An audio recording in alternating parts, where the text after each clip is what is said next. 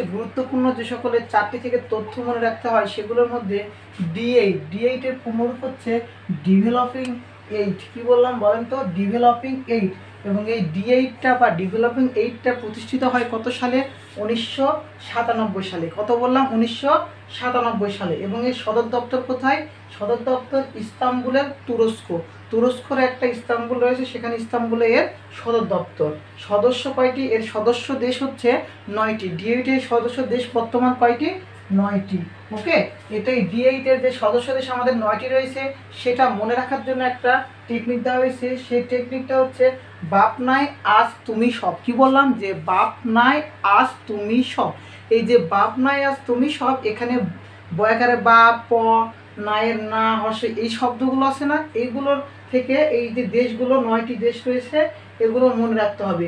বয়াকারে বাপের বা বাংলাদেশ, বাপের প থেকে হয় পাকিস্তান, বাপ নাই নদন্ত নয়াকারে না থেকে দিয়েছি যে দেখেন তো এখানে যে বাপ মা নাই, ময়াকারে মা থেকে মালয়েশিয়া, না থেকে নাইজেরিয়া, হর্ষই থেকে ইরান, বাপ মা নাই। দেখেন তারপরে আজ থেকে আজারবাইজান, আজ থেকে কি বললাম? আজারবাইজান। আজ তুমি সব, তুমি তয় হুস্যুতে তুরস্ক, তয় হুস্যুতে তুরস্ক, ময় হিস্যিতে মিয়ানমার এবং তুমি সব হর্ষইতে ইন্দোনেশিয়া। কি বললাম? হর্ষইতে ইন্দোনেশিয়া। মনে থাকবে? সেই জন্য সহজ ট্রিক্সটা D8 এর যে সদস্য দেশ বর্তমান 9টি, সেই 9টি সদস্য দেশের মধ্যে মনে রাখার টেকনিকটা যে বাপ নাই আজ তুমি সব। Bangladesh, Pakistan, Malaysia, Nigeria, Iran, তুরস্ক, মিয়ানমার আর হচ্ছে ইন্দোনেশিয়া, তুমি সব। ওকে, এই যে আমাদের 9টি। এরপরে D8 এর পর রয়েছে আমাদের সার্কভুক্ত দেশ হচ্ছে আমাদের যে রয়েছে বর্তমানে 8টি। সেই সার্কের পূর্ণরূপটা কি বলেন তো? সার্কের পূর্ণরূপ হচ্ছে সাউথ এশিয়ান অ্যাসোসিয়েশন। বলেন, south Asian association for regional cooperation.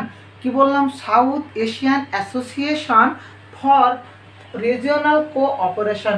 এই সার্কের প্রতিষ্ঠিত হয় কত সালে বলেন তো? 8ই ডিসেম্বর 1995। কত বললাম? 8ই ডিসেম্বর 1995। সার্কের সদর দপ্তর বা সার্ক কোথায় অবস্থিত? কাঠমান্ডুর, নেপাল, অর্থাৎ নেপালের কাঠমান্ডুতে। সার্কের বর্তমান সদস্য দেশ 8টি। সার্কের বর্তমান সদস্য দেশ 8টি। সেই সার্কের যে 8টি দেশ সেটা মনে রাখার জন্য আপনাদের দিয়েছি যে নিপা MBBS পড়ে। নিপা একটি মেয়ের নাম বলেছি, নিপা MBBS পড়ে। N for Nepal, I for Indian, Nipa, P for Pakistan, A for Afghanistan. Nipa কি পড়ে? MBBS। Okay. M for Maldives, B for Bhutan, B for Bangladesh আর S ফর শ্রীলঙ্কা। মনে থাকবে? নিপা MBBS পড়ে। এরপরে আরেকটা আছে যে বিমস্টেক। এই বিমস্টেকের পুনরূপটা দ্য বে of Bengal initiative for multi sectoral technical and economic cooperation প্রতিষ্ঠিত হয় 6 জুন 1997। এবং এর সদর দপ্তর ঢাকা, বাংলাদেশ, অর্থাৎ বাংলাদেশের ঢাকা শহর, যেটা আমাদের রাজধানী ঢাকাতে অবস্থিত। এই সদস্য দেশ 7টি। বিমস্টেকের সদস্য দেশ কয়টি বললাম? 7টি। এটা মনে রাখার ট্রিক্স আছে। শ্রী ভুবনের মাথা ভালো। কি বললাম বলেন তো? শ্রী ভুবনের মাথা ভালো। শ্রী ফর শ্রীলঙ্কা, ভূ ফর ভুটান, হ্যাঁ, শ্রী ভুবনের, ব ফর বাংলাদেশ, দন্তন্য ফর দেখেন থেকে নেপাল, মাথা ভালো, মা ফর মায়ানমার, অর্থাৎ থাইল্যান্ড, ভারত। ওকে, এই হলো বিমস্টেকের যে আমাদের 7টি দেশ রয়েছে, এই 7টি দেশ। এরপরে এশিয়ানের যে রয়েছে আমাদের অ্যাসোসিয়েশনের, এই যে Asian association of south west Asian দেখেন nation, association of south west Asian nation. এটি প্রতিষ্ঠিত হয় 8ই আগস্ট 1967 সাল। কত বললাম বলেন তো? 8ই আগস্ট 1967 সাল। এর সদর দপ্তর দেখেন তো এখানে সদর দপ্তর কোথায়? জাকার্তা অর্থাৎ ইন্দোনেশিয়াতে অবস্থিত জাকার্তা, ইন্দোনেশিয়ার জাকার্তায়। সদস্য দেশ 10টি। এশিয়ানের সদস্য দেশ কয়টি?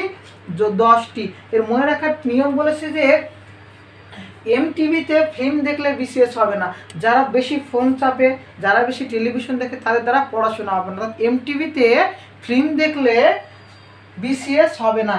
M for Malaysia, M for Malaysia, T for Thailand, T for Thailand, V for Vietnam. এমটিভিতে তাহলে MTV, M for Malaysia, T for Thailand, V for Vietnam দেখলে, ফিল্ম দেখলে কি দেখলে film. F for Philippines, I for Philippines দেখেন, I for Indonesia, I for Indonesia, L for Laos আর M for Malaysia. তাহলে এমটিভিতে ফিল্ম দেখলে BCS. B for Brunei, B for Brunei, C for Cambodia আর S for Singapore, S for Singapore. এই হলো আমাদের এশিয়ানের 10টি দেশ। এভাবে আপনারা মনে রাখার নিয়মগুলো ভালোভাবে মনে রাখবেন এবং বারবার প্র্যাকটিসের মাধ্যমে এইগুলো মনে রাখবেন। এই D8, সার্ক এবং ডিমেস্টিক এবং এশিয়ান, এই যে আমি 4টা বিষয় নিয়ে আজকে আলোচনা করলাম, এরকম আরও যদি বিষয়গুলো জানতে চান এবং মজার ট্রিক্সগুলো জানতে চান তাহলে অবশ্যই আপনারা ইউটিউবে যদি দেখে থাকেন তাহলে চ্যানেলটিকে সাবস্ক্রাইব করবেন এবং ফেসবুকে দেখলে অবশ্যই ফলো করে দিবেন। সকলকে ধন্যবাদ।